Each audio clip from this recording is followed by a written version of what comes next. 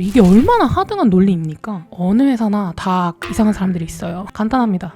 보지 마세요. 댓글 무시하세요. 그냥 지워버리세요. 사람이 원래 완벽하면 인간미가 없어. 분하죠. 빡치죠. 그럴 수 있어요. 근데 안녕하세요 여러분, 데시다입니다. 오늘은 여러분들이 정말 좋아해주시는 컨텐츠 중에 하나죠.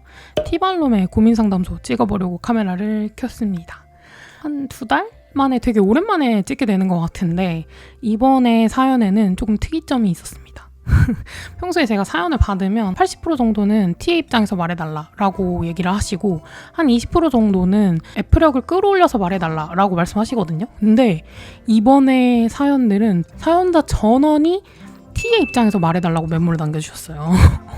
이런 경우가 진짜 한 번도 없었거든요. 그래도 한두 명은 F력을 끌어올려서 대답해달라고 꼭 메모를 남겨주시곤 했는데 이번에는 전부 다 T처럼 말해달라고 하셔가지고 그 어떤 사연보다, 그 어떤 회차보다, 그 어떤 티발롬의 고민 상담소보다 조금 더 정말 가공되지 않고 나라면 어떻게 했을 것 같은지를 조금 더 다이렉트로 말씀드릴 수 있는 그런 영상이 되지 않을까 싶어요. 물론 제가 F력을 끌어올려서 대답한다고 해서 더 힘들거나 막 그런 건 아니지만 어쨌든 그런 느낌이 있고요. 그리고 제가 이 컨텐츠 찍을 때마다 늘 여러분들에게 당부드리는 말씀이죠. 저는 고민의 당사자가 아니기 때문에 여러분들보다 고민을 이해하는 깊이가 상대적으로 얕을 수밖에 없습니다. 그래서 그 숨겨진 비하인드도 모르고 딱 진짜 사연만 읽고 나라면 어떻게 할 것 같은지를 조언드리는 거라서 그냥 이걸 너무 맹신하고 믿는다기보다는 이렇게 생각하는 사람도 있네 정도로 참고용으로 봐주시면 좋을 것 같다는 생각이 들어요. 그러면 이제 본격적으로 한번 시작해보도록 하겠습니다. 첫 번째 사연이에요. 안녕하세요. 연애 3주차입니다. 정말 꿈에 그리던 이상형을 만난 것 같아요. 사귀기 전부터 전 그 사람이 너무너무 좋아서 당장이라도 고백하고 싶을 정도였거든요. 그 후 몇 번의 만남 뒤 연인이 되었고 정말 그 사람을 생각만 해도 너무 행복해요. 근데 제가 느끼기엔 그 사람보다 제가 이 사람을 더 좋아하는 마음이 큰 것 같아요. 물론 마음의 크기가 똑같기는 어려울 거고 크기가 중요한 건 아닐 수 있지만 가끔은 저도 좀 마음을 조절해야만 할 것 같은 기분입니다. 상대방이 부담스러워할 수도 있고 또 저도 더 많은 사랑을 받고 싶은데 그러지 못한 것 같아서 아주 살짝은 서운한 마음이 들 때가 있거든요. 상대는 좀 무던한 편인데 제가 너무 많은 부분을 신경 써서 더 그런 것 같아요. 이럴 때 어떻게 저의 마음을 조절하면 좋을지 대시다님의 의견이 궁금합니다. 답변은 미리 감사해요 라고 또로리님이 보내주셨어요.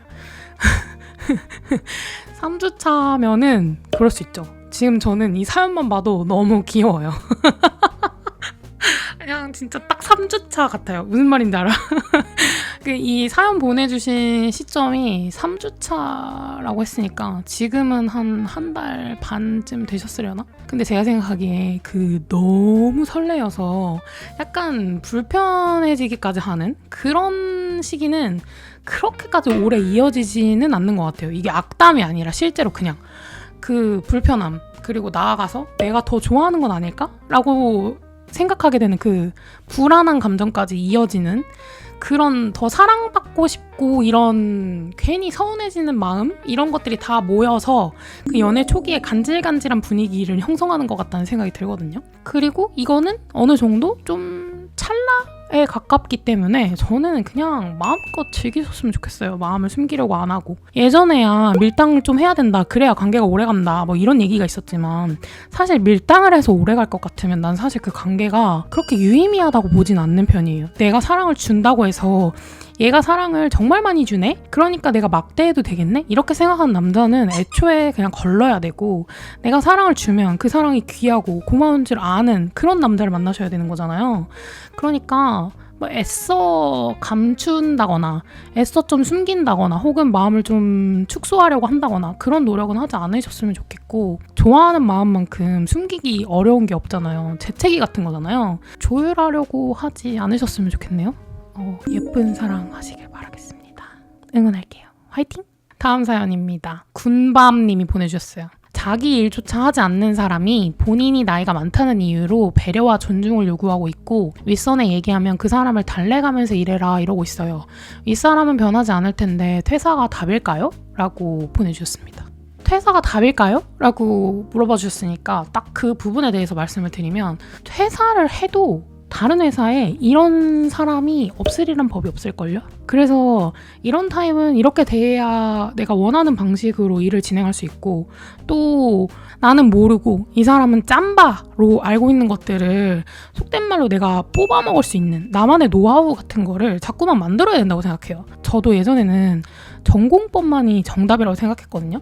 그러니까 내가 내키지 않는데 상대방의 비위를 맞춰주면서까지 일이 진행되게끔 하고 싶지 않다, 이런 마음이 있었어요. 근데 결국 내가 원하는 방향으로 이끌어내는 게 하나의 전략일 수도 있겠다는 생각을 하게 되더라고요. 그러니까 결과적으로 중요한 거는 일의 흐름을 바꾸는 게 가장 중요한 거잖아요. 그러니까 좀 이런 부분에 대해서도 좀 찬찬히 생각을 해보셨으면 좋겠어요. 그러니까 나한테 득이 되는 게 퇴사인지, 혹은 배려랑 존중을 원한다고 하셨으니까 그분이 배려랑 존중을 해주는 척하고 상사한테 나는 저런 사람까지 품는 겁나 대인배 리더다, 뭐 예를 들면 이런 걸 어필하는 게 낫지 않을까? 이런 다양한 경우의 수들을 좀 고려해 보셨으면 좋겠다는 생각이 듭니다.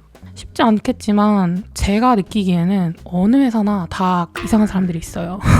그러니까 이 사람을 못 견뎌서 퇴사한다고 한들 다른 회사 간다고 천국이 펼쳐지는 건 아니라는 거지. 그러니까 이 회사가 나한테 주는 효용 가치들을 좀 생각을 해보고, 그게 의미가 있다면 이 사람을 좀 내 입맛에 맞게 조리를 좀 해보는 것도 나쁘지 않은 선택이 될 거라고 생각합니다. 다음 사연입니다. 안녕하세요. 30대 중반 여자입니다. 살아오면서 흘러오는 대로 살았어요. 고등학교 졸업했으니 성적에 맞춰 대학 갔고 전공에 맞춰 취업을 했어요. 목표도 없었고 하고 싶은 것도 없이 월급이라는 현실에 안주하고 살았어요. 그러다 회사 생활로 몸이 힘들어져서 퇴사하고 창업하자, 자영업하자, 나만의 일을 하자면서 정신병이란 핑계로 모은 돈까지 다 까먹고 일은 하지도 않았어요. 그러다 서비스직으로 이직을 하고 일하고 있지만 또 퇴사하고 제 일을 하고 싶은데 대체 제가 원하는 제 일이 뭔지 모르겠어요. 길이 보이지 않는 길바닥에 서 있는 기분이에요. 무언가를 시작할 때 불안한 마음이나 생각이 들지 않으시는지, 어떻게 극복하시는지 너무 궁금해요. 모카님이 보내주셨습니다. 불안한 마음, 생각 들죠. 당연히 들죠. 그러니까 여러분들이 제 영상 보시면서 흔하게 하시는 오해 중에 하나가 저는 잔앗도 없고 불안해하지도 않을 것이다, 이렇게 생각하시는 경우가 많은 것 같은데 사실 그렇지 않습니다. 그렇지 않고요. 저도 매일 저에게 할당된 분량의 불안이 있어요. 근데 이거는 모카님이나 저뿐만의 이야기가 아니라 그냥 이 세상 사람들 모두가 다 그럴 거라고 생각해요. 어제까지는 내가 원하는 게 이거였다가 오늘은 또 아니었다가, 목표가 있었다가 없었다가, 뭐 현실에 안주할까 싶다가 혹은 거창한 걸 해보고 싶다가, 이게 자꾸 오락가락 하는 게 그냥 정상 반응이라는 거죠. 다만 제가 중요하게 생각하는 거는 매일 할당되는 불안과 부정적인 그런 가능성에 매몰되어 있지 않고 그냥 나와 하기로 했던 것들을 묵묵히 하는 거, 뭐 그러면서 극복하는 거라고 생각해요. 그게 포인트 같아. 그 과정에는 특별한 방법이 있다거나 뾰족한 수가 존재하는 것 같지는 않고요. 그런 감정을 느끼는 것도 나고 그런 감정을 받아들여야 하는 것도 그냥 인정해야 하는 거죠. 제가 얼마 전에 그 심리상담에서 선생님이랑 얘기를 하다가 제가 느끼는 되게 많은 감정들이 당장 어떤 문제 같아서 제가 빨리 풀어서 넘겨야 될 것 같은, 그런 해치워야 될 것 같은 대상으로 느껴질 때가 많다라고 말씀을 드렸었는데, 선생님이 뭐라고 하셨었냐면 그 모든 감정은 그 풀이의 대상이 아니라 수용의 대상이래요. 그래서 불안한 마음, 답답한 마음, 하기 싫은 마음, 피하고 싶은 마음, 이런 것들도 전부 다 계속해서 달갑지 않아도 들여다봐주고 눈치채주고 보듬어주고 이렇게 해야 된다는 거예요. 그래서 제가 또 그 티발롬 자아가 발현돼가지고 그러면 뭐가 달라지나요? 라고 물어봤거든요. 그랬더니 돌아온 답이 뭐였냐면 작아진대요. 자꾸 돌봐버릇하면 이 마음들이 작아지고 축소가 돼서 데리고 갈만해진다는 거예요. 근데 제가 그 말을 듣는데 좀 마음이 편해지더라고요. 그래서 모카님도 이런 방향으로 좀 생각해 보시면 어떨까. 그러니까 지금 당장 내가 내 일을 하고 싶은데 뭔지 몰라서 너무 방황을 하고 계시잖아요, 지금. 근데 이 방황하는 것도 내가 수용하고 내가 이해해야 될 감정이다. 지금 당장은 들춰보는 게 좀 불편하더라도 좀 들춰보고 보듬어주고, 아, 내가 이런 마음을 느낄 때가 있구나. 언제 그런 생각을 자주 하지? 이런 식으로 조금 더 알아봐주고 이러면 이 마음도 결국 작아진다는 거죠. 이런 관점으로 좀 생각해보시면 어떨까라는 생각이 드네요. 다음 사연입니다. 안녕하세요 대시다님. 항상 유용한 정보 및 동기부여에 도움을 주는 양질의 영상들 올려주셔서 감사합니다.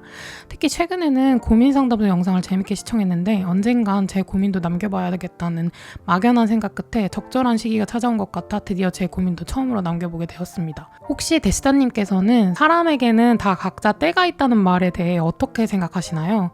이러한 경우를 주변에서 보셨거나 혹은 직접 경험한 적이 있으신지 궁금합니다.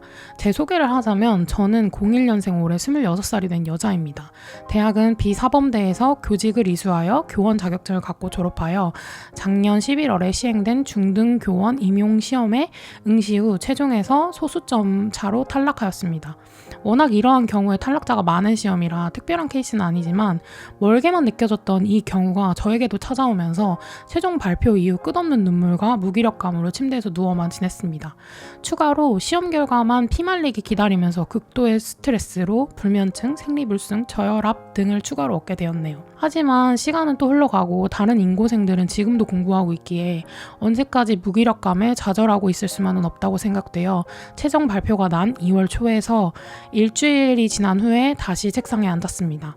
책상에 다시 앉으니 또다시 이 긴 1년간의 레이스를 시작해야 한다는 생각에 막막하기만 하고 이제 내년이면 20대 후반에 접어드는데 이대로 아무런 성과 없이 시험 준비로만 세월만 보낸 20대 후반이 되어버릴 것 같아 무섭습니다. 제 고민의 큰 틀 2가지는 다음과 같습니다. 첫 번째, 26 또다시 같은 레이스의 출발선에 서게 되었는데 저 너무 늦은 건 아닐까요?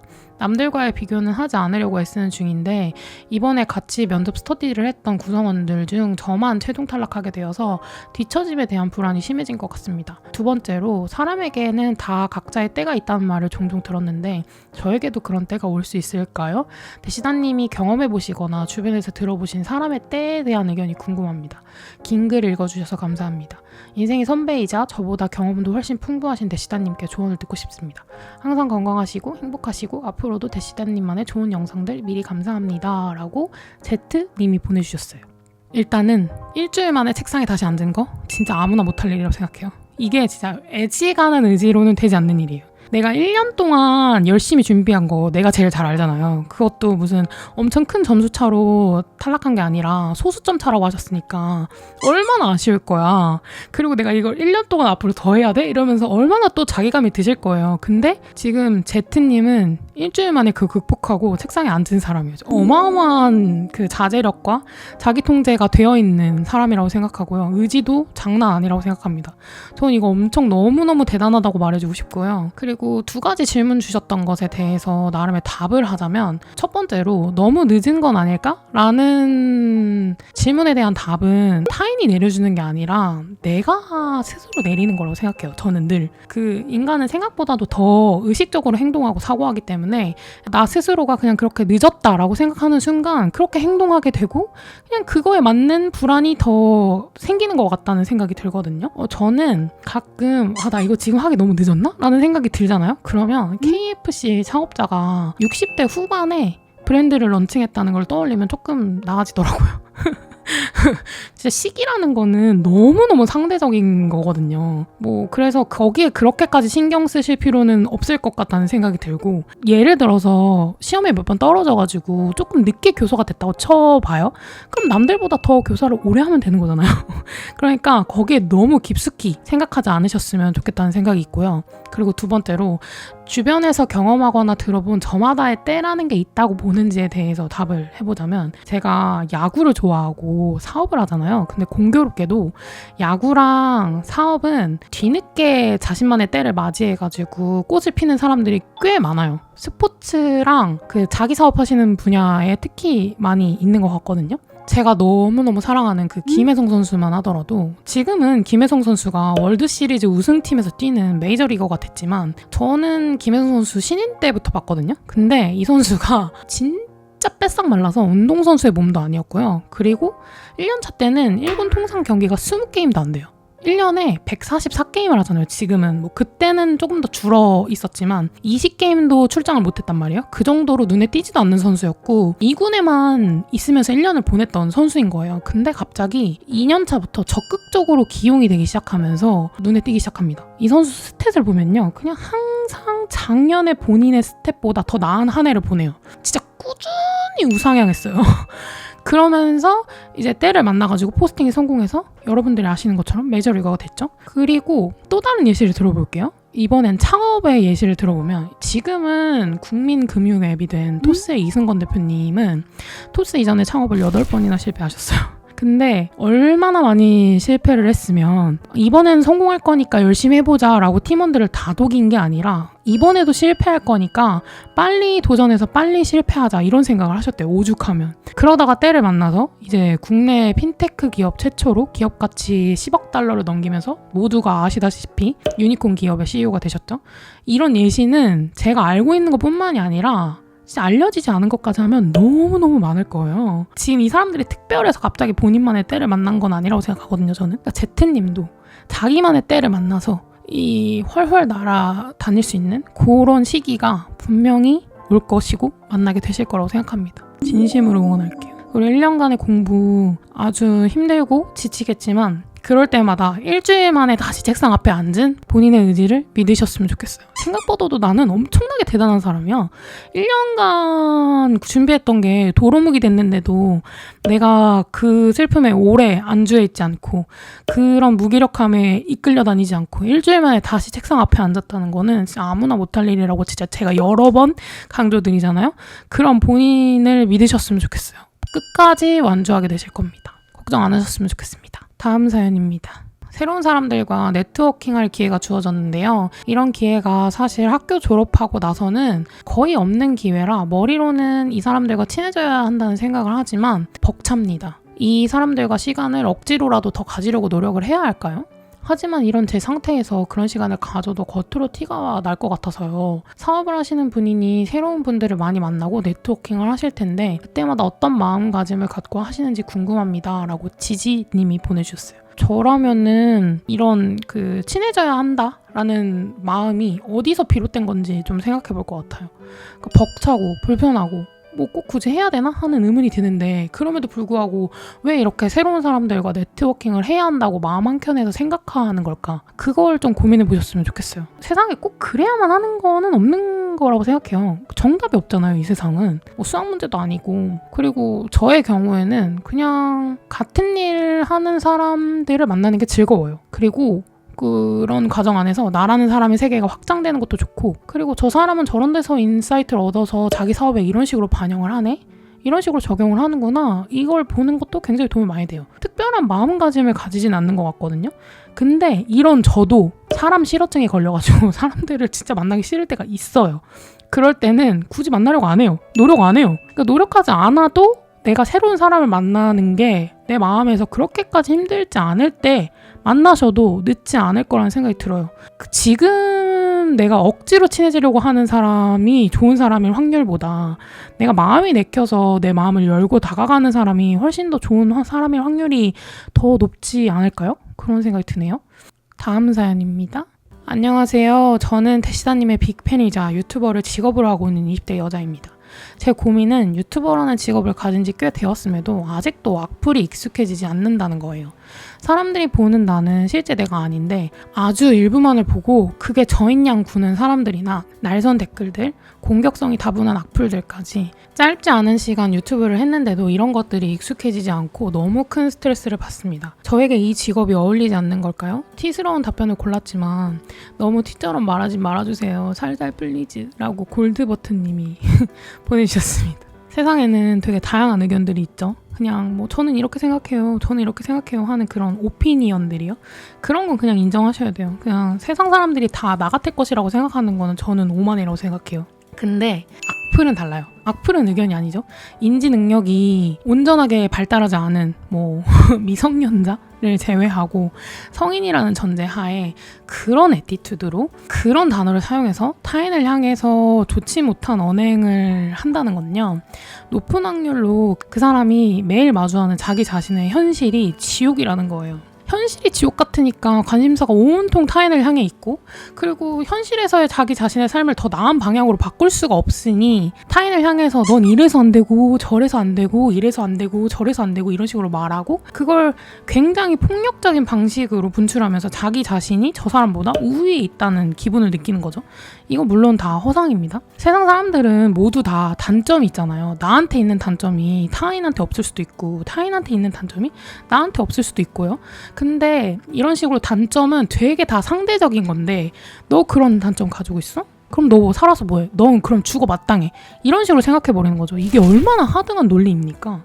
이런 사람들은 저는 개인적으로 생각하기에 그냥 가만히 둬도 자멸한다고 생각해요. 때가 되면. 상대할 필요도 없고요. 이유도 없어요. 그냥 두는 게 가장 에너지를 아끼는 방법입니다. 그리고 저 같은 경우에는요. 저는 제 인생에서 중요하지 않은 사람들한테 1초도 쓰기 싫어요. 그게 제가 악플을 상대하지 않는 이유예요. 댓글 무시하세요. 그냥 지워버리세요. 그 장항준 감독님 짤 있잖아요. 가끔 악플 보여도 이 18새끼들 이러면서 만다고 그렇게 하세요. 그리고 악플이 계속 달린다는 건 역설적으로 컨텐츠가 더 많은 사람들에게 도달하고 있다는 방증이고, 그리고 그건 곧 지금 골드버튼님이 컨텐츠를 만드는데 재능이 있다는 뜻이에요. 그런 본인의 달란트를, 빛나는 재능을 키보드 워리어들한테 쓰지 마시고 더 귀하게 쓰셨으면 좋겠다는 생각이 듭니다. 다른 사람들이 나를 어떻게 생각하든 내가 아니면 그만인 거 아니야. 그러니까 그런 식으로 생각해 주시고 조금 더 하고 싶은 일, 하고 싶은 컨텐츠, 만들고 싶은 영상들 많이 만드시면서 재미있게 크리에이터 생활하셨으면 좋겠다는 생각이 듭니다. 화이팅! 다음 사연입니다. 동기의 성공이 너무너무 부럽고 부럽다 못해 화가 납니다. 얼마 전 직장 동료가 투자를 통해 큰 돈을 벌었어요. 그리고 업무 성과도 인정받아서 저보다 훨씬 많은 인센티브를 받기도 했고요. 처음부터 이렇게 의식했던 건 아닌데 요즘 부쩍 이걸 신경 쓰고 싶지 않아도 신경 쓰게 되고, SNS에서 타던 차가 바뀌거나 고급 식당에 가거나 비싼 물건들을 턱턱 산 스토리가 올라오면 부럽고 화가 나요. 정확하게 누구한테 화가 나는 건지 모르겠는데도 말입니다. 저도 이런 제가 너무 싫습니다 라고 끄루님이 보내주셨습니다. 간단합니다. 보지 마세요. 그분의 소식을 듣지도 보지도 마세요. 문제를 해결하는 가장 확실한 방법이 뭔지 아세요? 그냥 원인을 제거하는 거예요. 근데 세상에 존재하는 문제들이 해결하기 어려운 이유는 뚜렷한 원인을 모르거나 혹은 원인을 알아도 제거하기 어렵기 때문이에요. 예를 들어서 지구온난화가 문제라는 거 모르는 사람 있어요? 다들 알고 있죠. 그렇지만 뾰족하게 방법이 없는 거잖아요. 근데 이 경우는 문제를 제거하기가 너무 쉽잖아요. 그냥 안 보는 거. 근데 다만 인간의 의지력은 너무 약하기 때문에 강제가 좀 필요합니다. 앱을 지워버리세요. 저는 사람들은 다 어느 정도 포장이 되어 있다고 생각해요. 여기서 제가 말씀드리는 포장 자체가 조금 부정적으로 들리실 수도 있다고 생각하는데, 약간 쉽게 말하자면은 옷 같은 거? 라고 생각하거든요. 이게 외부적인 요인에 의해서 쉽게 바뀌고, 그리고 원하면 쉽게 바꿀 수도 있는 거. 그러니까 사실 근데 우리가 뭘 원하는지 자기 자신도 잘 모르고 사는 경우가 많은 것 같거든요. 하물며 타인의 속 깊은 속사정을 어떻게 알겠습니까? 특히나 나 잘 살고 있어요 라고 자랑하라고 만들어 놓은 플랫폼에 전시해둔 모습이 어떻게 그 사람의 진짜라고 확신해요? 그러니까 그 사람의 옷이 아무리 화려하다고 하더라도 내실은 어떨지 모른다는 거예요. 이 사연 보내주신 분도 내가 혹은 남이 입고 있는 옷에 집중하지 마시고 나의 내실에 좀 집중해 보셨으면 좋겠다는 생각이 들었어요. 그러니까 내 내실에 집중하잖아요. 기준이 나한테 있잖아요. 그러면 남의 성공은 별로 안 중요해져요. 이게 왜냐면 나의 성공만이 내 기준이 되니까요. 그래서 그런 면에서 좀 생각을 해보시고, 일단은 저는 1차적으로 물리적으로 안 보시는 걸 추천드립니다. 이게 생각보다 도움이 돼요. 그리고 이 사람은 자기만의 때를 만난 거니까 이제 끄루님은 끄루님의 때를 만나면 되는 거 아닐까요? 저는 그런 생각이 드네요. 다음 사연입니다. 안녕하세요, 대시다님. 이 고민에 대한 대시다님만의 대답을 듣고 싶어서 고민 상담소를 정말 오래 기다렸습니다. 꼭 채택되었으면 좋겠습니다. 저는 29살 여자 직장인입니다. 저는 고등학교 때부터 한 번도 덕질을 하지 않은 기간이 없을 정도로 늘 누군가를 덕질해왔습니다. 대상이 바뀌긴 했지만 마음의 크기는 한 번도 줄어든 적이 없었던 것 같아요. 그런데 나이가 들수록 주변에서 덕질하는 저를 보는 시선이 신경 쓰이기도 하고, 걔네가 밥 먹여주냐는 말을 들으면 가끔 현타가 오기도 해요. 단도직입적으로 언니는 아이돌을 좋아하는 것에 대해 어떻게 생각하시나요? 라고 투바투 제발 저요 님이 보내주셨습니다. 투바투를 좋아하시나 봐요? 일단 제 생각을 물으시는 거라면 저는 아무 생각이 없습니다. 자기 돈으로 자기 취미 생활 한다는데 제가 뭐라고 덧붙일 필요가 있나요? 그냥 아무 생각이 없어요. 근데 약간 우리나라 사람들은 기본적으로 나쁘게 말하면 오지랖, 좋게 말하면 정, 뭐 이런 게 좀 있는 것 같아요. 그러니까 타고난 민족성이 좀 그렇다고 해야 되나? 그런 면이 있는 것 같거든요. 그래서 자기랑 조금 다른 삶을 사는 사람들한테 한마디씩 얻는 걸 참 좋아해. 근데 그걸 저는 일일이 신경 쓸 필요는 없다고 생각하고요. 그리고 기본적으로 누군가를 이유 없이 바라는 것 없이 좋아한다는 건 좋아하는 대상에게 내가 에너지를 주는 것처럼 느껴지지만 사실은 그 과정에서 발생하는 어떤 정서적인 상호작용을 통해서 나를 수동적인 에너지의 수혜자로 만들어주기도 한다고 생각하거든요. 그러니까 내가 되려 에너지를 받는 거죠. 좋아하다 보면. 신기하지만 그게 그렇게 돼. 그리고 그 받은 에너지를 어떤 방향으로 쓸지는 내가 정하는 거기 때문에 덕질을 통해서 뭘 얻을지도 결국 내가 결정하는 거라고 생각해요. 남들 시선 신경 쓰지 마시고요. 밥 먹여주냐고 하면 응, 밥 먹여줘. 요즘에 아이돌들이 밥 먹여주잖아. 그러니까 응, 밥 먹여줘 라고 얘기하고 그냥 한 귀로 듣고 한 귀로 흘리세요. 그리고 마음껏 마음을 쏟으시고 쏟아낸 만큼 채워진 에너지를 또 본인한테 쓰시면 된다고 생각합니다. 이거 너무 깊게 생각하지 마세요. 나이가 무슨 상관이에요? 좋아하는데. 그러니까 그렇게 생각해 보시면 좋겠습니다. 다음 사연입니다. 어릴 때부터 늘 엄마에게 그런 거 해서 뭐해, 살을 빼야지, 살만 빼면 아쉬울 것 없이 다 좋은데 라는 말을 들으면서 자랐습니다. 결혼을 하고 아이를 낳고 워킹맘으로 고군분투하며 열심히 살고 있는데도 엄마는 지금까지도 비슷한 말을 계속하세요. 그런데 엄마뿐만 아니라 저도 비슷한 생각을 하게 되네요. 나름대로 크고 작은 성취를 경험해도 제 자신이 좋아지거나 대견하다는 생각이 들지 않고 이걸 해서 뭐하나 싶은 생각을 합니다. 정작 제일 중요한 걸 놔두고 곁까지만 건드리고 있는 느낌? 늘 무언가를 회피하고 있고 직면을 못하고 있다는 생각을 해요. 제 자신이 알맹이 없는 사람 같달까요? 대시다님은 이런 생각 해보신 적 없으세요? 늘 당당해 보이는 모습이 멋지고 부럽네요 라고 이랑님이 보내주셨습니다. 저희 엄마도 비슷하세요. 저희 엄마도 맨날 살만 빼면 정말 완벽한 딸인데 하면서 종종 말씀하시거든요. 그러면 저는 그냥 한 귀로 듣고 한 귀로 흘리면서 사람이 원래 완벽하면 인간미가 없어 라고 얘기하고 그냥 넘기거든요. 그냥 제가 생각하기에는 말이라는 거는 아무런 힘이 없다가 그냥 내가 그걸 마음에 담기 시작하는 순간부터 힘을 가지는 것 같아요. 나에게 특별하게 도움되지 않을 말, 내 자존감을 깎아먹을 말들은 굳이 주워 담지 마세요. 그리고 주의 깊게 듣지도 마시고, 그리고 아무리 엄마라고 하더라도 나를 해치는 말을 한다면 저라면 조금 단호하게 그만하시라고 얘기할 필요도 있다고 생각하거든요. 많은 딸들이 어떻게 엄마한테 그래 이러면서 그 본인한테 상처가 될 말을 하시는데도 불구하고 그냥 묵묵히 들어주고 있는 경우들을 너무 많이 봐요. 근데 꼭 그럴 필요는 없다고 생각합니다. 그냥 좀 단호하게 얘기하실 필요도 있다고 생각하고, 그게 좀 어렵다면 저라면 그냥 화제를 좀 다른 방향으로 돌려볼 것 같아요. 야, 살만 빼면 완벽할 텐데 이런 얘기하면 근데 엄마 나 어제 딸기 샀는데 진짜 맛있더라 이러면서 계속 헛소리 하는 거죠. 그렇게 좀 화제를 돌려보면 어떨까라는 생각이 좀 드네요. 지금 충분히 고군분투하는 거 이 사연 쓰시면서 나 정말 열심히 살고 있는데 라고 느끼셨을 것 같거든요. 그런 면들을 더 인정해 주시고, 자꾸 나한테 그런 안 좋은 인풋을 주는 말들은 나만의 필터를 조금씩 키워서 걸러서 들으시면 좋을 것 같다는 생각이 듭니다. 다음 사연입니다. 사내연애 하다가 헤어졌습니다. 그러게 사내연애 하지 말라니까 라는 말을 500번쯤은 들은 것 같아요. 마치 헤어지길 바란 사람들 마냥.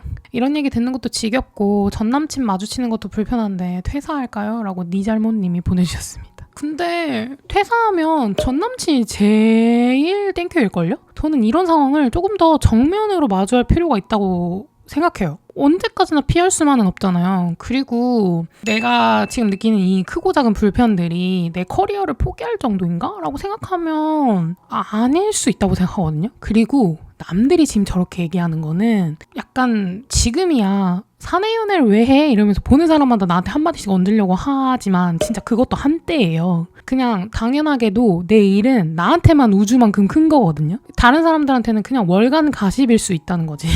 그러니까 너무 감정적으로 결정 내리지 마시고 종이에 퇴사하면 좋은 점 혹은 뭐 안 좋은 점을 차분히 써보세요. 그리고 장점이 많으면 퇴사하는 거고 단점이 더 많으면 그냥 계속 다니는 거죠. 그리고 중요한 거, 불편함은 사연자분뿐만이 아니라 지금 전 남친도 똑같이 느낄 거라는 사실 잊지 마세요. 그러니까 내가 퇴사하면 제일 좋아할 건 전 남친일걸? 그거를 생각해 보셨으면 좋겠습니다. 물론 내가 너도 고통스러워봐라 하면서 내가 훨씬 더 많은 고통을 감내하고 있는데 계속 다닐 필요는 없지만 전 남친 마주하는 게 조금 불편한데? 라는 생각이 들어서 바로 그냥 퇴사하기보다는 이 회사 어떻게 들어왔지? 이 회사 들어오는 거 좀 쉽지 않았는데? 이런 것들도 다 고려를 해보셨으면 좋겠다는 거예요. 제 말은. 알겠죠? 그렇게 생각해 보셨으면 좋겠습니다.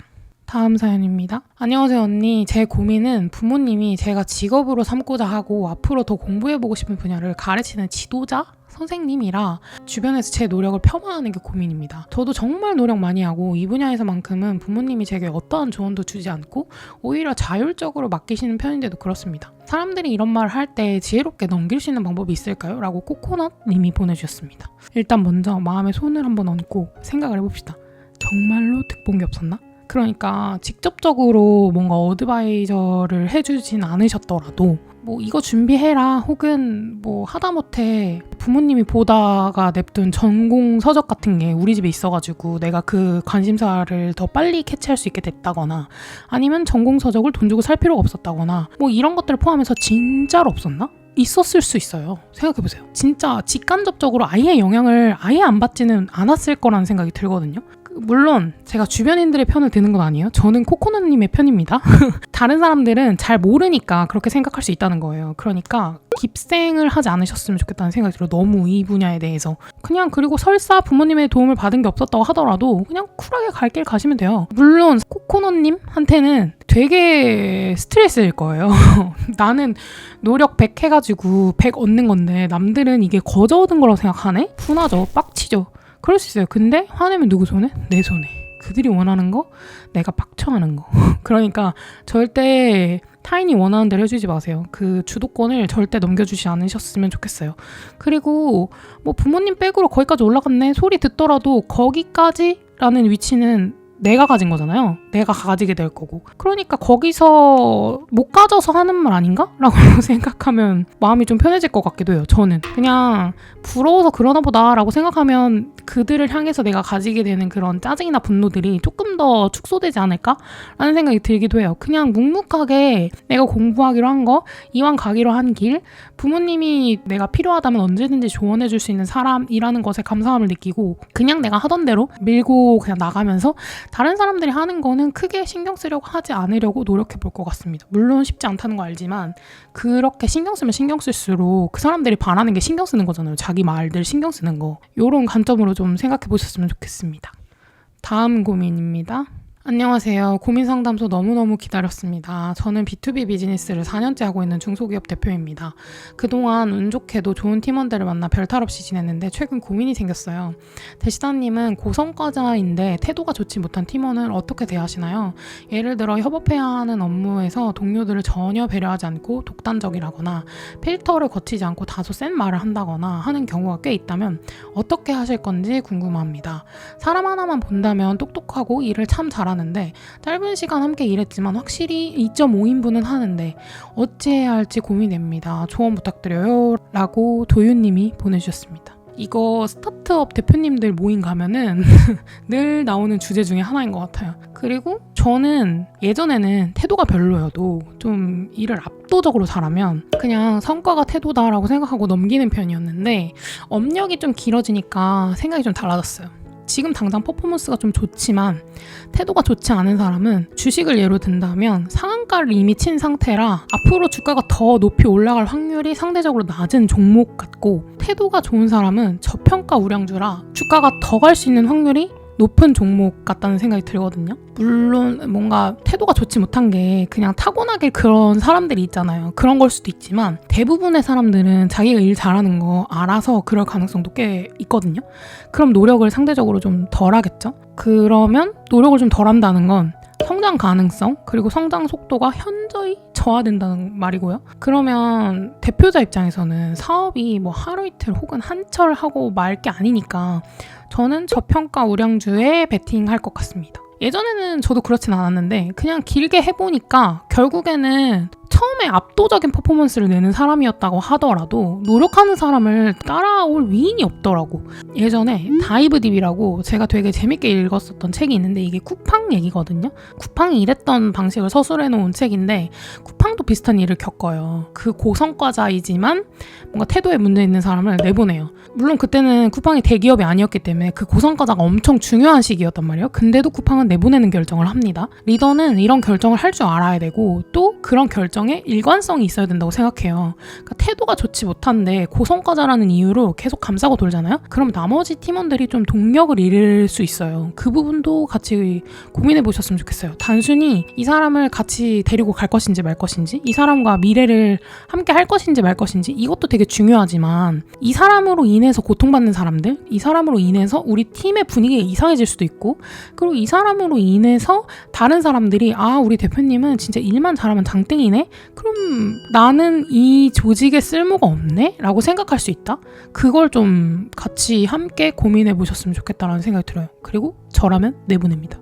다음 사연입니다. 안녕하세요 언니, 고민하다 사연 남겨봅니다. 회사에서 승진 싸움 중인데 동기가 저를 상사들에게 알게 모르게 깎아내릴 땐 어떻게 하면 좋을까요? 막 티나게는 아니더라도 약간 싸해지는 정도로 꼽을 준다거나 단점을 슬쩍 부각시키는 시기예요. 솔직히 칭찬도 제가 더 많이 받고 인정도 더 받는 편이라 의식하는 것 같은데 이게 엄청 스트레스네요. 첫 승진이에요. 도와주세요 라고 하마님이 보내주셨습니다. 제가 요즘 손자병법에 꽂혀가지고 그 책을 읽고 또 읽고 읽고 또 읽고 하고 있단 말이에요. 근데 이 사연을 보자마자 책 속에 나오는 이야기가 하나 있어가지고 말씀드려볼게요. 예전에 중국 그 전국시대 때 조나라에 이목이라는 장군이 있었어요. 이 사람은 북쪽의 국경을 지키는 전략가였는데 이 사람이 쓰던 전략이 뭐였냐면 매일매일 군사들을 배불리 먹이고 매일매일 군사훈련을 열심히 시켜요. 그래놓고 흉노라고 해서 적군이 쳐들어오면은 다들 성으로 대피해서 수비를 하라고 해요. 그리고 절대 맞서 싸우지 말라고 얘기합니다. 맞서 싸우는 사람이 혹여라도 있으면 그냥 사형시켜버리겠다고 그냥 선언을 해버려요. 그랬더니 부하들이 이걸 엄청 잘 지키죠. 죽여버리겠다고 하니까. 그래서 흉노가 쳐들어오기만 하면 그 부하 병사들이 전부 다 성 안으로 대피를 하고 수비만 해요. 절대 맞서 싸우지 않고. 근데 이제 이러다가 이런 전략을 계속 쓰니까 부하들 사이에서도 우리 장군님은 좀 하남자 같아. 좀 겁쟁이야. 뭐 이런 얘기가 좀 오고 가요. 그리고 적군들도 이목을 깔봐요. 그러니까 저 사람은 싸울 줄 모르는 장군이라고 욕을 해. 그리고 이제 이 얘기가 조나라의 왕한테까지 들어가게 됩니다. 그래서 왕이 이목한테 야, 싸울 수 있을 땐 좀 싸워 라고 얘기를 해요. 근데도 이목은 자기가 쓰던 전략을 계속 고수해요. 거기에 이제 왕이 빡쳐가지고 이목을 잘라버려요. 그리고 새로운 장군을 뽑아가지고 앉혀요. 새로운 장군은 오자마자 흉노가 쳐들어올 때마다 가서 계속 다 싸워요. 그랬더니 얻는 건 하나도 없고 매번 사상자가 조금씩 생기니까 전력이 약해지고 농사도 못 짓고 피해가 한둘이 아닌 거예요. 그래서 부하들 사이에서도 이목을 다시 불러줬으면 좋겠다 뭐 이런 얘기가 나와요. 그래서 왕이 다시 이목을 부릅니다. 다시 전장으로 복귀를 해달라고 요청을 해요. 그랬더니 이목이 폐하, 내가 돌아갈 테니까 내가 쓰던 전략을 고수해도 뭐라고 하지 마. 그걸 허락해주면 갈게 라고 얘기를 해요. 그리고 왕한테 그 약속을 받고 다시 전장으로 복귀를 합니다. 그리고 이목이 돌아오자마자 원래 쓰던 방법 있잖아요. 도망가는 거. 성 안으로 도망가는 전법을 계속 써요. 원래 하던 대로 그냥 성 안으로 대피하고 수비만 해요. 그러다 어느 날 이목이 전쟁에 필요한 물자들을 모으기 시작합니다. 물자를 모으고 군대를 정비를 해요. 활을 잘 쏘고 막 말을 잘 타는 사람들을 모아서 전력을 계속 보충해요. 그러면서 백성들한테는 야, 너네가 키우는 가축들 논밭에 좀 풀어놔봐 라고 얘기를 해요. 그리고 그 말을 듣고 백성들이 이제 사방에다가 가축들을 막 풀어놔요. 이제 근데 풀어놨으니까 돌아다니는 가축들을 상대방 적군에서 봤을 거 아니에요. 그래서 흉노가 되게 작은 군대를 꾸려가지고 쳐들어옵니다. 조나라로. 이목이 여기서 쫄아서 도망가는 척을 해요. 그래서 군대를 살짝 물려요. 그랬더니 흉노가 이제 대규모 군대를 모아가지고 쳐들어옵니다. 이때 이목이 살짝 물렸던 군대를 기준으로 포위를 해버려요. 그래서 흉노를 둘러싼 다음에 아주 그냥 말살을 해버려요. 대승을 거둡니다. 이 전쟁에서. 이 전쟁에서 이긴 뒤로 흉노들이 조나라에 10년 동안 못 쳐들어왔다는 기록이 있대요. 얼씬을 못했대요. 이게 그 손자병법에서 손자가 말하는 전쟁에 능한 자는 자기가 무능한 것처럼 꾸민다라는 계략에 정확하게 맞아 들어가는 일화거든요. 제가 이 얘기를 왜 드리냐면 왜 우리 요즘 아방수라는 말이 있잖아요. 무슨 뜻인지 아세요? 약간 어리버리하고 귀엽고 순진한 이미지? 근데 그게 먹힐 때가 있는 것 같아요. 상대방이 작정하고 나를 까내리려고 하는 거 상사들이 모를 리가 없지 않을까? 난 좀 그런 생각이 들거든. 그러니까 여기서 맞서 싸운다고 하면 나도 똑같이 상대방을 까내리려고 한다면 변별력이 없겠죠. 얘나 쟤나 똑같네? 이런 소리를 듣겠지. 근데 그냥 아방하게 네 이러고 그냥 받아주다가 그 원기욕을 이렇게 모아가지고 기회가 오면 실력으로 빡 눌러버리세요. 어때? 저라면 그렇게 할 것 같아요. 그러니까 제가 하는 말에 핏대 세워가지고 같이 맞서는 거는 이런 승진 시험 같은 목적을 두고 있는 싸움에서는 그렇게까지 추천하고 싶은 방법은 아닌 것 같아요. 그냥 뭔가 남다르다. 제가 저렇게 해도 반응을 안 하네? 참 애가 무던하다. 차라리 이런 느낌을 주는 게 나을 수도 있겠다는 생각이 드네요. 그러니까 한번 잘 생각해 보셨으면 좋겠어요. 절대 맞서 싸우는 건 비추입니다. 마지막 사연입니다. 저는 어떤 일을 시작하려고 할 때 가장 최악의 상황을 걱정하면서 제가 그 일을 하지 말아야 할 핑계거리를 스스로 만들어버리거든요. 예를 들어 그림을 배워서 그림책을 내야 하는데 어차피 이제 AI가 다 그려줄 거잖아. 뭐하러 그림을 배워 이런 식이에요. 대시다님은 이전에 혹은 이번 사업을 새로 시작하면서 어차피 좀 있으면 탈모약 쭉쭉 개발되어서 나올 텐데 샴푸가 잘 되겠어? 이런 생각은 안 하시는 편이실까요? 저의 이런 점들이 제 발목을 잡고 저를 아무것도 못하게 만드는 걸 알아서 너무 괴롭습니다 라고 시시때때님이 보내주셨습니다. 최악을 대비하는 거랑 반드시 최악이 올 것이다 라고 생각하고 아무것도 안 하는 거랑은 진짜 하늘과 땅 차이라고 생각해요. 지금 여기 어차피 좀 있으면 탈모약들이 쭉 개발되어서 나올 텐데 샴푸가 잘 되겠어? 이런 생각 안 하느냐고 물어봐 주셨잖아요. 탈모약들이 계속 나오는 거는 내 알 바 아니고 나는 내가 만든 제품으로 사람들이 머리 감는 시간을 즐겁게 해줄 거야. 이게 제 생각에 가까워요. 내가 어쩌지 못하는 거, 탈모약이 계속 나오는 거, 그리고 내 노력으로 이거는 통제가 안 되는 거잖아요. 탈모약을 뭐 개발을 중단하라고 할 수도 없고 이건 내 노력으로 어떻게 안 되는 거잖아요. 근데 내가 어쩔 수 있는 거, 내가 제품을 개발을 열심히 해가지고 사람들이 머리 감는 시간을 좀 즐겁게 해줄 수 있는 거는 내 노력으로 내가 어떻게 통제해서 바꿔볼 수 있는 것이잖아요. 저는 좀 이런 데에 좀 집중하는 편인 것 같아요. 그리고 저도 사람이다 보니까 어떤 일을 하다 보면 이거 사실 정해진 문제고 내가 어떻게든 노력하고 해도 안 된다는 거를 구분을 해야 되는데 그게 잘 안 될 때가 있단 말이에요. 근데도 불구하고 그걸 자꾸 걸러내는 연습을 좀 해야 내가 어디에 집중하고 어디에 전력을 좀 다할 것인가? 이런 게 보인다고 생각해요. 그래서 기본적으로 내가 어쩔 수 있는 것, 그러니까 내 노력으로 바꿔볼 수 있는 것, 이걸 구분하는 게 저는 가장 중요하다고 생각합니다. 물론 시시때때님이 어떤 의미로 이런 생각을 하시는지도 이해가 돼요. 왜냐면 GPT IQ가 140대래요. 웬만한 인간보다 지능이 높다는 얘기죠. 사람보다 나은 결과물을 산출하는 게 당연하고 그러면 무력해질 수밖에 없죠. 내가 노력해도 AI보다 못한데 싶을 테니까. 근데 모든 사람이 AI를 쓴다고 가정하면 평균이 향상될 수는 있겠죠. 예전에는 평균이 1점이었다면 모두가 AI를 쓰면서 평균이 5점이 될 수는 있어도 그러면 그럴수록 독보적인 아이덴티티, 그냥 그 자기만의 것은 점점 더 사라질 수밖에 없다고 생각하거든요. 저는 이렇게 요즘처럼 AI가 고도화되어가지고 사람이 하던 일이 대체되면 대체될수록 진짜 인간만이 할 수 있는 것, 그 고유성을 이해하고 그런 일을 찾는 사람들이 돋보일 거라고 생각해요.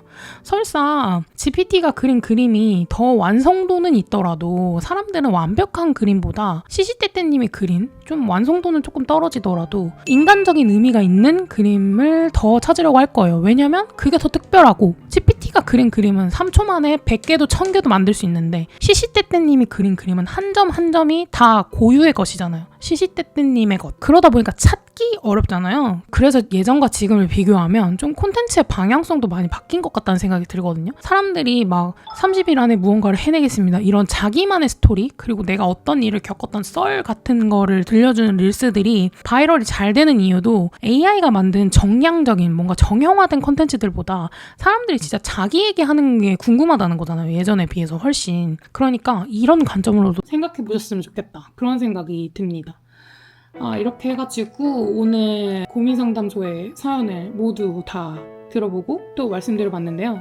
어떻게 보셨을지 모르겠네요. 맨날 이 고민상담소 컨텐츠 할 때는 진짜 제가 가장 많이 집중하게 되면서도 이 사연 하나하나가 내 얘기라고 생각하면 다 마음이 하나하나 너무너무 쓰이는 것 같아. 그래서 지금 여기에서 겪고 있는 모든 문제들이 쉽지는 않겠지만 다 한때거든요. 지나갈 거라 생각하고 3월도 모두 다 건강하고 모든 일들이 잘 풀리는 한 달 보내셨으면 좋겠고요. 이 영상 보시고 좋아요, 댓글, 구독 많이 눌러주셨으면 좋겠습니다. 제가 갑자기 지금 이게 말을 하다가 카메라 배터리가 나가서 마이크가 후반부에 좀 고르지 않을 수 있는데 이 점을 좀 양해를 부탁드리고요. 그러면 저는 또 언젠가 언제 찾아올지는 모르겠지만 다음 고민상담소 그리고 다른 영상들로 찾아뵙도록 하겠습니다.